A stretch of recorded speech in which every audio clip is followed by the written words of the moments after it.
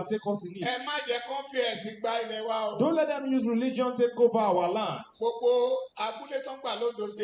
All those villages they have taken over in Ondo State, when they wanted to kill, they killed Christian and Muslim alike.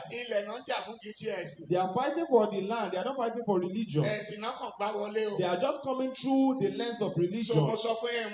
But I'm telling you all Yoruba people, please be prepared. Nigerians at large, please be well prepared so that they don't take you away from your father's land. And calling onto the royalties in Yoruba land. The Oni of Ife, the Imperial Majesty. Kábíyèsí, we greet you, sir. Please talk about this. The new Aláàfin, please talk about it. All the kings in Ondo State. The kings in Lagos, Oyo, Osun, please talk about this. Because when the war overwhelms us, we will not be able to do anything about it. Personally, I'm ready for war. I told you the last time that you fortify yourself. So people will say, why will a pastor utter that kind of statement? Please go and fortify yourself. Because when war comes, I will drop my Bible. I will go and fight for my father's land. When the Christianity came into Nigeria, it came in 1842. That was when it came in. And the first person to compile the Bible, his name is Williams. They killed him on the 6th, 1536. They burnt him. He was lynched. The person that compiled the Bible for us. So don't let us put religion into our culture or provide for our father's land. I will fortify myself and I'll be a leader. And if you can fortify people, fortify them. We will fight that war. I will drop my Bible because of my father's land. Because the Bible says it. Hebrews 6 verse 1. It says, set aside the teachings of Christ and let us do what is complete. We will now put it aside. Let's fight for our father's land. And we tell Jesus to help us. To help us in the war for our father's land. That's what we are going to do. Good morning once again and welcome to Koiki Media Live as we are now almost into the full broadcast as we bring in all our platforms in. Very important that all the platforms are running and functioning before we kickstart the Yoruba anthem, and that would then take us to more. But before that, let's listen to the last part and then we start the broadcast gradually. Bring people in and let people come in and understand the reason why Nigeria is a failed state. There is no land called Nigeria. There is no language called Nigeria. There are no people called Nigerians. We are only deceiving ourselves. We are not Nigerian. Okay, where is Nigeria? Where is the land called Nigeria? What is the Nigerian language? We are nations that had been forced together to live in one pathetic country. So anybody who goes there today to say, pray for Nigeria, that person is just deceiving himself, because the people who want to be that Nigeria had not sat down to agree if they want to be Nigeria. That is the question that 60 million people have now agreed under the leadership of Professor Adebanji Akintoye. 60 million Yoruba people have now decided their fate. And what is their fate? We need to exit Nigeria. So we are not confused. We are not asking for anything. We are asking our politicians across the Southwest to sit together so that we can decide moving forward as indigenous people. Anything short of that will be chaos, will be problem, and could be as similar to what happened in Yugoslavia, and all the Yoruba politicians will be held accountable for the death of millions of Yoruba people if that should occur. This is Koiki Media. As I welcome you, please share the program and invite everyone to do so. As we wait patiently for more instructions on moving forward with our right to self-determination, we will not relent, we will not fold our hands, we will do exactly whatever is needed to defend ourselves as the Fulani invasion continue into every part of Nigeria today. My name is Olayemi Koiki. Share the program and invite others to do so as well. Koiki Media, we're bringing the world closer to your doorstep.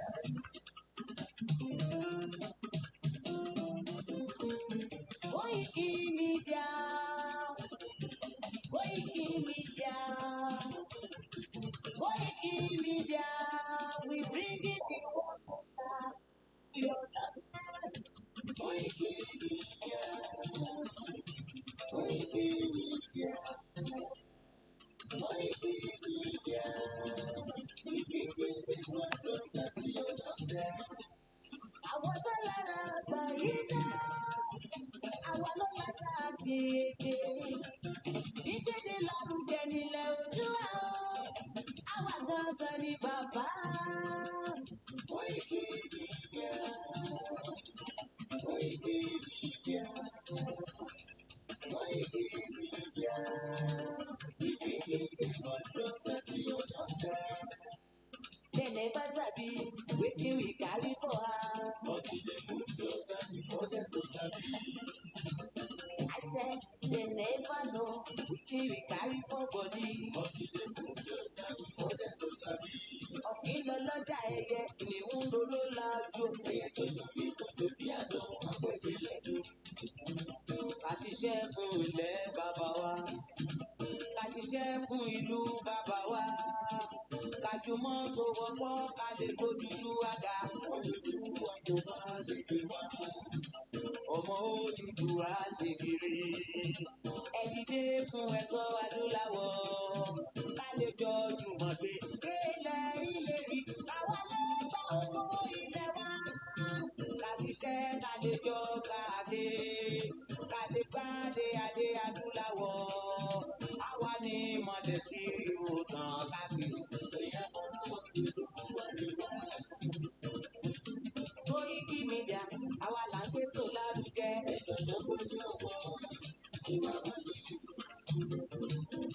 Kásá.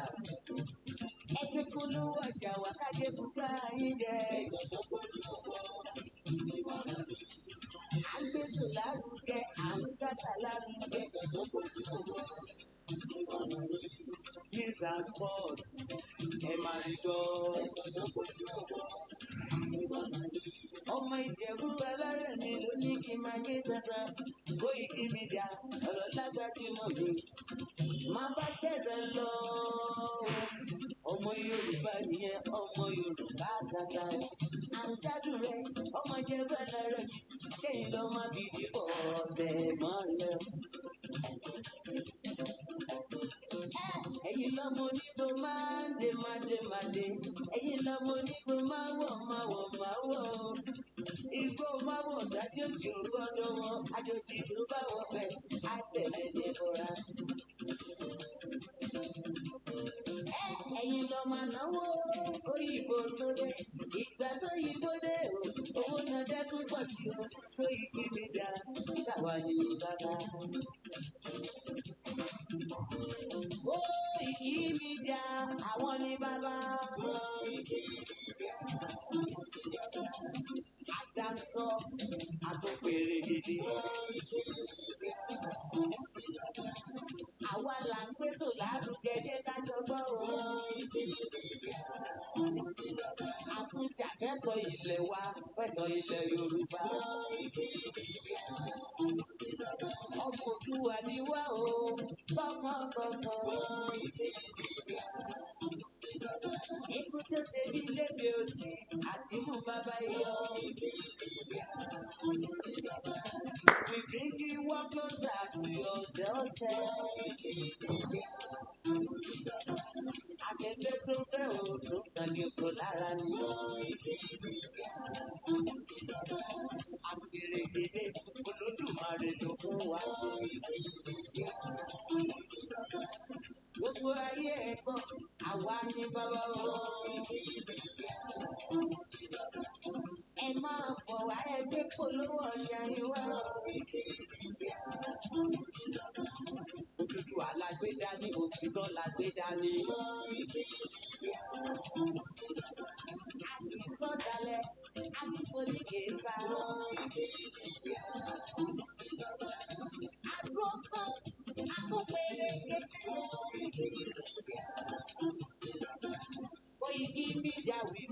walk closer to your doorstep.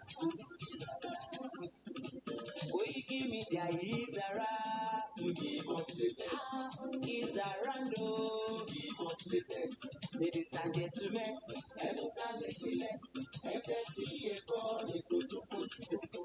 ladies and gentlemen,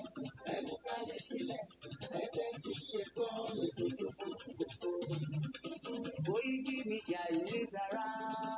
Mo kí gbogbo wa pé ẹ káàárọ̀ níbi tí ẹ bá ti ń darapọ̀ mọ́ wa lórí ìkànnì wa tí à ń pè ní Koiki Media as we go back into politicians. Àwọn olóṣèlú ló ń pè bẹ́ẹ̀. Politicians, whether politicians in Yoruba land, whether politicians in the southwest, which is Yoruba land, whether politicians in the southeast, in the Igbo side, whether politicians in the northern part, whether politicians in the middle belt, they are all criminals from top to bottom. And the indigenous people have now asked the question, can we continue like this, or should we exit this contraction? And I believe millions of people from the Yorubas are saying now it is time that Nigeria needs to leave their land that British created in 1914. And that land is the indigenous people's land. It is not Britain, it is not America, it does not belong to politicians, it belongs to us. And there is now a question mark. And that question mark must be answered by the politicians. If not, there will be chaos and there will be disaster and there might be a civil war again.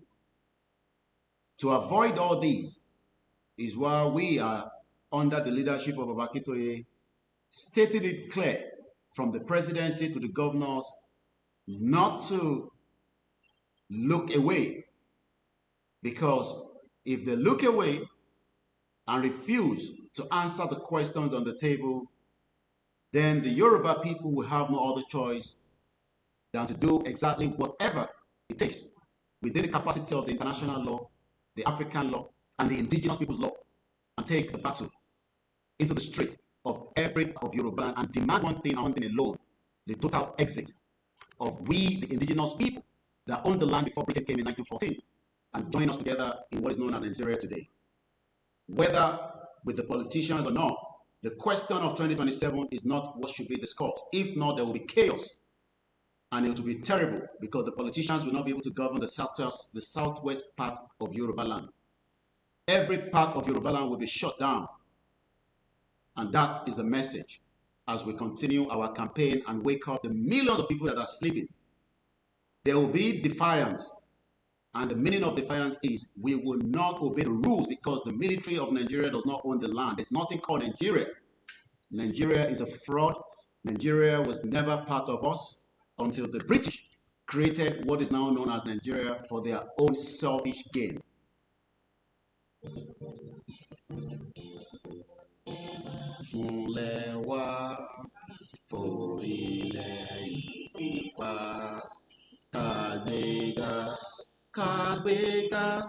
Kàgbéga Fálérí, ìgbàgbọ́ wa ni pé bá ti bẹ̀rù làwọn ọmọ, ká ṣiṣẹ́ ká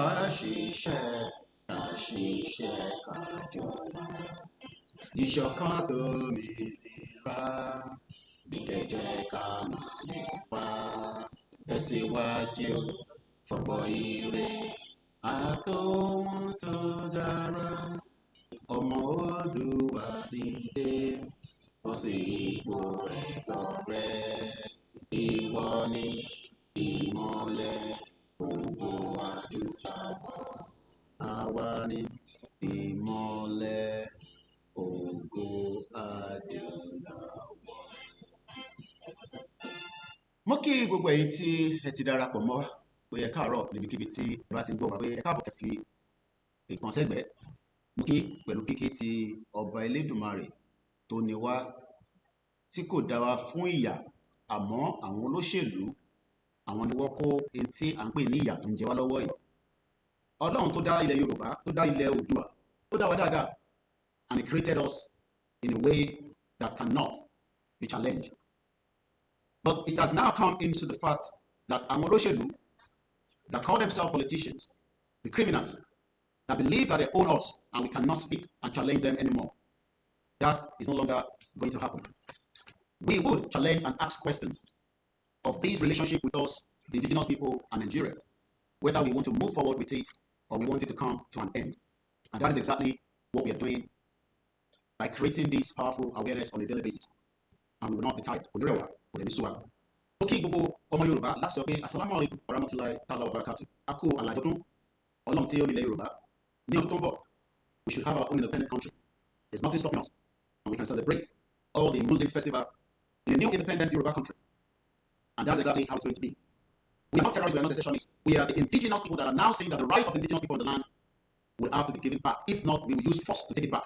And that means no part of Yoruba land will be governed by the current politicians. You will not be able to do any government on Yoruba land until our demand are met. And nothing stop us. And that's exactly what we are going to do. Therefore, the land belongs to us. And the 60 million Yoruba people won't be the fool at all. And the cannot be delayed anymore. Because delay is becoming dangerous. As the Fulani continue their havoc, I call on all the Muslims to rise up, the Muslims that are Yorubas in the southwest. We are not terrorists. And we cannot wait for the jihadis that's coming from Sahel, as Muslims. So it is not about you being a Muslim in Yoruba land not to rise up. Because the Fulani Muslim will kill you. They care less whether you are a Muslim because they do not agree and believe and accept that the doctrine practiced in the southwest is in accordance to the Holy Quran. They believe that we are munafiki. So whether you are a Muslim that thinks that this does not affect you, I am sorry. You are more affected than even those you might not think. And this is why you need to rise up as Yoruba people. They are Muslims. As a Muslim, you are under imminent threat of Fulani jihadis. And if not, you will be killed, children will be killed. The Fulani jihadis are not joking. They don't care whether you're a Muslim. Your life is under imminent threat by the Fulani jihadis that wants to kill you. Your children can go to school and not return back. We have saw it before, and it's still going to happen. We saw how they invaded the Chibo girls, those that died and those that are still missing. So if you're thinking that you're a Yoruba Muslim and you're saying that, think about it. That one day, your children and your grandchildren, your mosque, your villages, and every part of what belongs to you as Muslims in Yoruba land will be destroyed. This is why you need to rise up now before it is too late. Or you can't go Muslim. It has nothing to do with our religion because Islam is a peaceful religion in the southwest, not in the north. Islam is not a peaceful religion in the north. When we saw anybody telling you that Islam is a peaceful religion in the north, they are telling you lies from the Shaitan is a devil, the incarnate devil that wants to destroy you back Muslim. And from henceforth, we see a shepherd on the world because Usman Danfodio, they call himself Shokoto. So if you think as a Muslim you are sitting back and laying back, your life is under imminent threat. And you're likely to die. You might not die by Fulani kidnapping you, but you will die by the Fulani agenda from your welfare as Muslim. Hospital by medical care as Muslim. It will be destroyed by the Islamic fundamentalists that will kill you. So and that is for the Muslim. And one by the Christians. Sorry about that. Let me warn the Christians. From Adeboye to all the Christians in Nigeria, your lives are praying. Your churches will be destroyed by the Fulani jihadis. You are joking. You are playing with fire. You are playing with your life. We have seen it before as the jihadis went to the state, keep worship. They took out what they were raped in the state, in the white family church. We saw how many churches in Benue. We will touch this and Africa. We will see, we feel because something, you think I'm lying. Because we know, man, this is where Jesus Christ went over, was attacked. Where is Jesus Christ? But we are becoming gullible and fools about the Fulanis continue to attack our villages, our churches, and our mosques, and they're telling us to fuck off. While we are talking about lives as Christians on a daily basis, Christianity can be. Maybe I should allow you to listen one more time to this. We are our here. Although it is not just Muslim.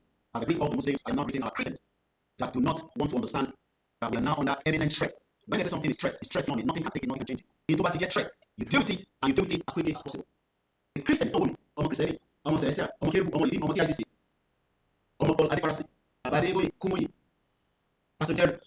Pastor Jerry, that was the first to the United Nations building. There was a suicide bomb in Abuja. I don't know what I was anymore.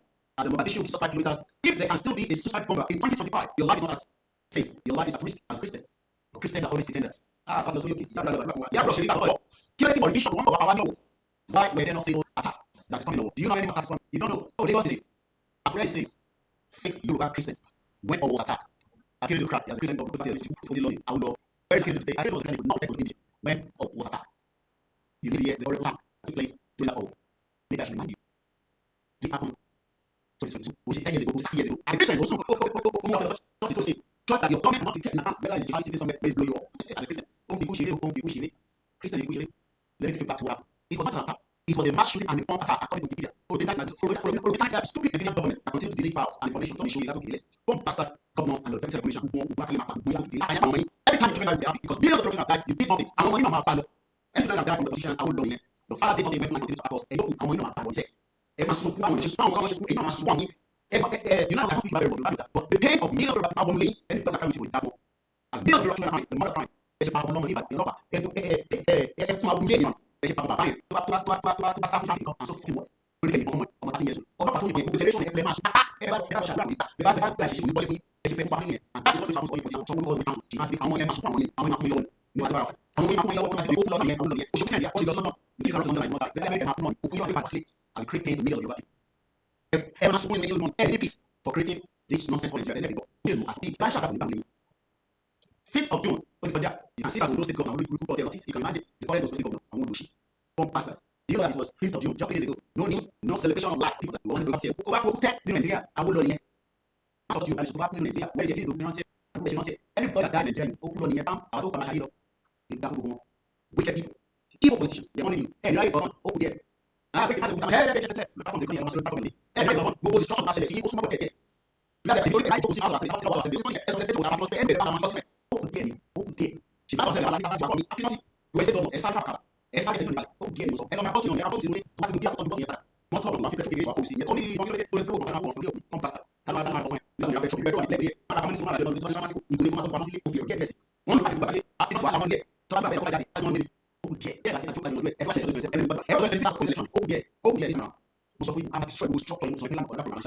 let me get to how people cry.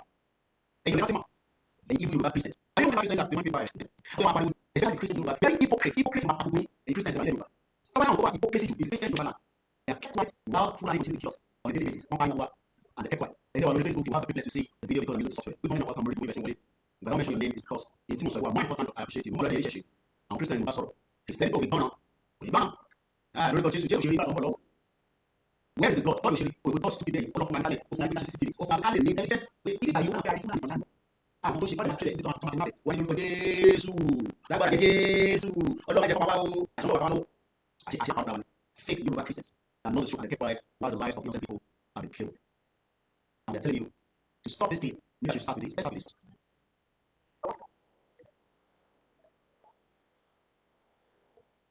You see? That's not something now.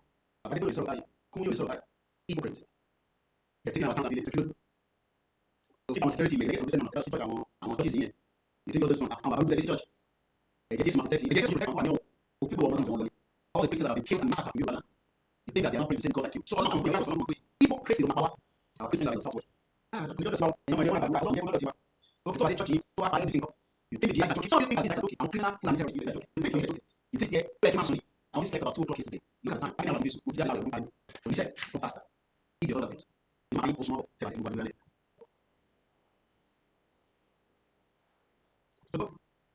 I'm on state. I'm on the state. I'm on the state. That's it.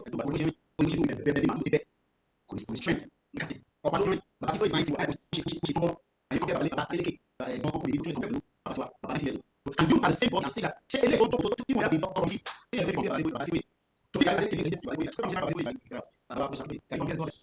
why are we Yoruba like this? And so about 2 years old, because the thing the politicians care about you. Like, politicians like here, we see politicians like here, we know about enough is enough. The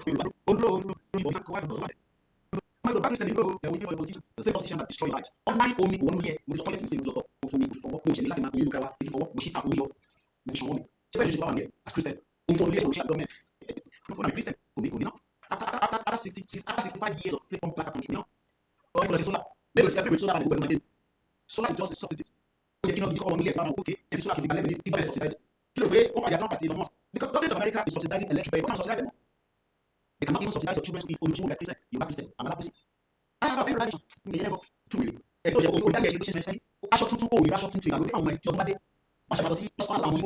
Christian,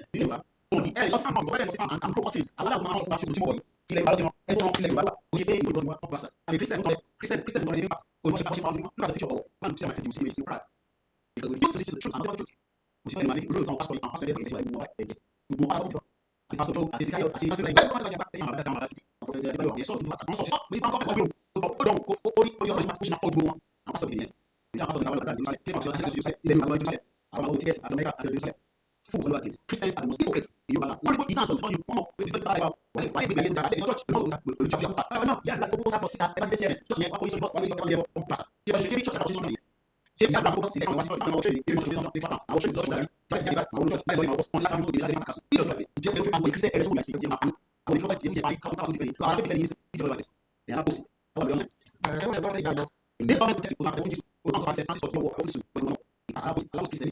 Don't buy so àwọn àwọn àgbèrè ó ń lò wọn lé ọṣù bó a bí ọṣù bí wáyà ló máa bọ ọmọ lórí mi jẹ wọn bá bẹ àti ó lè wá tó lè dàgbà sí àwọn olóyè ìyàwó yà fọ ìkọ́ àpá wọn ti pa àwọn gbogbo bẹ́ẹ̀ máa tó náà ẹ ṣe báyìí mẹ́ta wọn jẹ nítorí bẹ́ẹ̀ jẹ lórí ẹsẹ̀ méjì ọ̀rọ̀ sọ fún ìgbà tó àwọn ìṣẹ̀lẹ̀ tó omi gbogbo ìdúró ẹni tó ń sọ yìí tó rẹ̀ ń sèwé mo sì lè nígbà màá tẹ́sílẹ̀ àwọn tó wà nínú ìlú tó wà adíláda tó wà lórí ẹ̀ tó ti báyìí àlọ́ fún gbogbo dáadáa bẹ́ẹ̀ ni àti fún àbí òkú lọ́wọ́ tó máa ń ṣá àwọn sọ àwọn ṣe ìṣẹ́ ìṣẹ́ ìṣẹ́ ìṣẹ́ ìṣẹ́ ìṣẹ́ ìṣẹ́